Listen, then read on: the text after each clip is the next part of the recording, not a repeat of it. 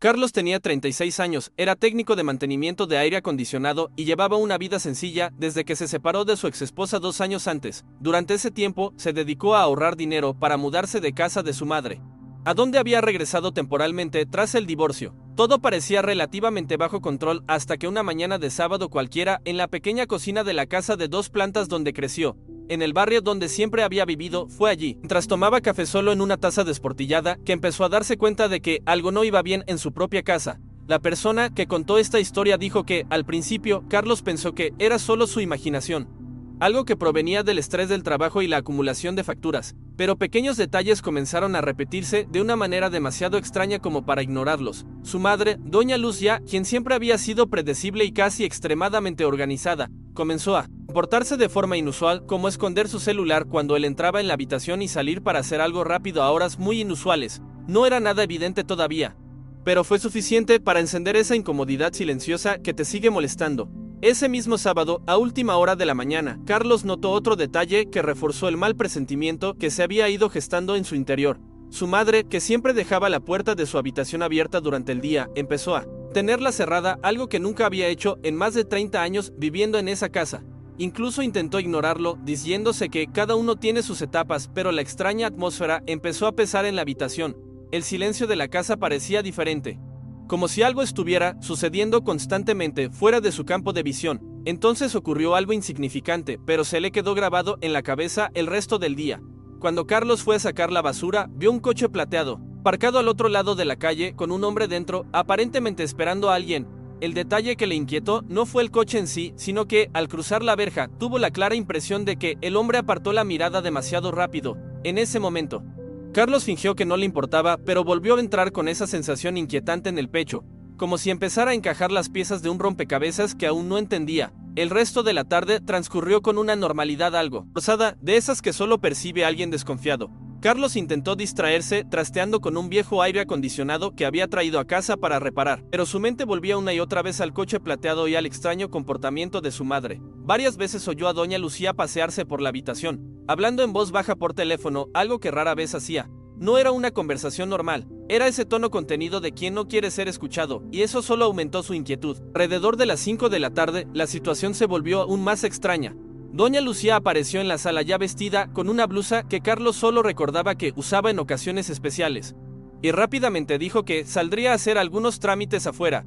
Lo que le llamó la atención no fue la salida en sí, sino la prisa y el nerviosismo con el que recogió su bolso y evitó el contacto visual directo con su hijo. Carlos simplemente asintió, pero en su interior, su sospecha ya había superado el punto de ser ignorada y por primera vez empezó a pensar que tal vez algo estaba sucediendo justo delante de sus narices. En cuanto oyó el portazo, Carlos se quedó inmóvil en medio de la habitación unos segundos, intentando decidir si estaba siendo paranoico o si finalmente debía prestar atención a lo que estaba sucediendo. Quien contó la historia dijo que no era de los que se entrometen y mucho menos de los que controlan la vida de su madre.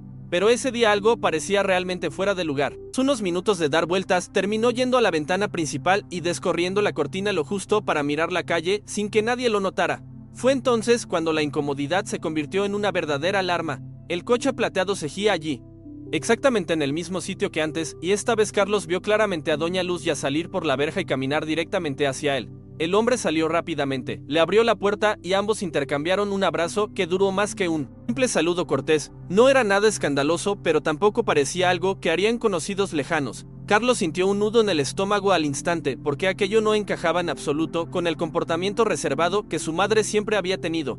Y en ese momento tuvo la certeza de que alguna historia inexplicable comenzaba a salir a la luz. Carlos se quedó inmóvil tras la cortina unos segundos, intentando procesar lo que acababa de ver. Quien se lo contó le dijo que no era de los se apresuran a sacar conclusiones, pero esa simple escena fue suficiente para trastornarlo por completo. Doña Lucía siempre había sido extremadamente reservada desde que el padre de Carlos falleció hacía más de 10 años. Nunca se había mencionado a nadie nuevo en su vida. Aún así, intentó convencerse de que podría ser solo un viejo amigo o alguien conocido de la iglesia, aunque, en el fondo, la sensación de que algo andaba mal solo se hacía más fuerte. Lo que realmente molestó a Carlos, la forma en que el coche se alejó justo después de que ella subiera, casi como si todo estuviera planeado de antemano. No hubo una larga conversación en la acera ni el comportamiento habitual de quien se encuentra con alguien por casualidad. Fue rápido. directo y demasiado silencioso. Se quedó allí un buen rato después de que el coche doblara la esquina, sintiendo una mezcla de culpa por sospechar de su propia madre y, al mismo tiempo, una persistente premonición de que esto causaría problemas. Era temprano en la noche cuando doña Luz ya regresó y Carlos notó el cambio en ella incluso antes de oír el portón. Entró más silenciosamente que de costumbre, como si intentara mantener su rutina. Pero las pequeñas señales no pasaron desapercibidas. Su bolso fue colocado sobre la mesa demasiado rápido y evitó mirar directamente a su hijo cuando le preguntó con un tono forzado y despreocupado si ya había cenado. Quien contó la historia dijo que, en ese momento, Carlos tuvo la certeza de que no era solo su imaginación. De hecho, algo se escondía dentro de esa casa. Aunque sospechaba, Carlos decidió no confrontarla de inmediato. Respondió con normalidad y fingió volver a usar el celular, pero seguía observando de reojo cada movimiento de su madre. Fue entonces cuando notó otro detalle extraño. Doña Lucía se llevó el celular a su habitación y cerró la puerta con llave inmediatamente después, algo que nunca hacía. Unos minutos después volvió a oír su voz baja, casi un susurro, como si estuviera en otra llamada. Eso aumentó aún más su incomodidad porque ya no parecía una coincidencia, sino un patrón. Fue entonces cuando Carlos tomó una decisión que jamás imaginó. Según el relato, se sentó en el sofá unos minutos, mirando la puerta cerrada del dormitorio de su madre, con una opresión en el pecho. No era solo curiosidad, sino una creciente inquietud, la sensación de que lo tomaban por tonto en su propia casa. Al oír abrir la ducha del baño, se levantó, lentamente, intentando no hacer ruido sobre las viejas tablas del suelo que solían crujir. La puerta del dormitorio no estaba cerrada con llave, solo entreabierta, y Carlos la empujó con la suficiente lentitud para no llamar la atención. La habitación estaba igual que siempre, demasiado ordenada, pero el celular de doña Luz ya estaba sobre la cómoda, vibrando con una nueva notificación. Quien le avisó dijo que dudó unos segundos, claramente dividido entre respetar el espacio de su madre o comprender finalmente lo que estaba sucediendo. Al final, la incomodidad triunfó y se acercó lo suficiente para ver el nombre que acababa de aparecer en la pantalla iluminada. El nombre guardado en el teléfono era Roberto. No contestar en casa. Y eso a Carlos le aceleró el corazón al instante. Quien le avisó dijo que no era solo el nombre, sino sobre todo la extraña advertencia que lo hacía todo aún más sospechoso. La notificación solo mostraba parte del mensaje, pero era suficiente para quietar, algo así como: he llegado sano y salvo. Te llamo luego, cuando me tranquilice. Carlos sintió un escalofrío porque no parecía una conversación inocente entre conocidos. Apenas tuvo tiempo de pensar con claridad, porque en ese momento oyó que cerraban la ducha. Carlos dejó caer su celular justo donde estaba y salió de la habitación rápidamente, intentando parecer lo más natural posible. Mientras regresaba al sofá, la persona que lo reportó dijo que, en ese momento, la cabeza le daba vueltas tratando de reconstruir todos los eventos del día. El problema es que, junto con la sospecha, también comenzó a crecer un mal presentimiento de que esta historia podría ser mucho más complicada de lo que imaginaba. Cuando doña Lucía salió de la habitación minutos después, ya en pijama y con el pelo aún húmedo, Carlos notó de inmediato que estaba diferente. No era fácil de explicar, pero había tensión en su forma de moverse por la casa, como si estuviera constantemente observando su comportamiento. La persona que contó la historia dijo que incluso se detuvo un segundo en la puerta de la sala, observando en silencio a su hijo como si intentara averiguar si sabía algo. Carlos, por su parte, seguía concentrado en su celular, fingiendo una tranquilidad que estaba lejos de sentir en su interior.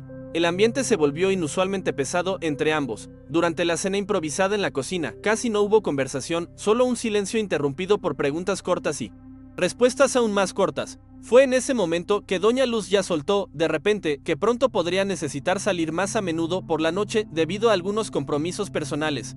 Quien lo informó dijo que Carlos lo sintió como una advertencia indirecta, casi como una preparación del terreno, y algo en su interior finalmente cambió porque ya no parecía coincidencia y paranoia.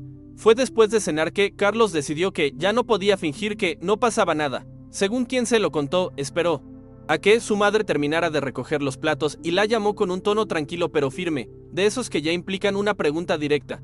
Cuando doña Lucía se giró, fue directo al grano, preguntó quién era Roberto.